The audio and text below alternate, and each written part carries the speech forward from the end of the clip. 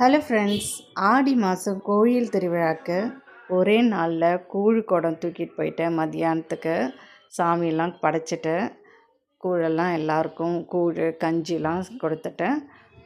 அடுத்தது பார்த்திங்கன்னா second half கும்பஞ்சோறு படைக்கிறது. அதுக்கு கருவாட்டு குழம்பு, கீரை, முட்டைலாம் செஞ்சு எல்லோரும் எடுத்துன்னு போய் கோயிலில் போய் கொட்டுவாங்க. அதெல்லாம் கலக்கி எல்லாருக்கும் அதுக்கப்புறம் சாமி கும்பிட்டதுக்கப்புறம் எல்லாருக்கும் கொடுப்பாங்க. கும்பஞ்சோறு முடித்ததுக்கப்புறம் வீட்டு வாசல்லாம் தெளித்து கோலெல்லாம் போட்டு ரெடியாக இருக்கும். அம்மன் ஊர்வலம் வரும்.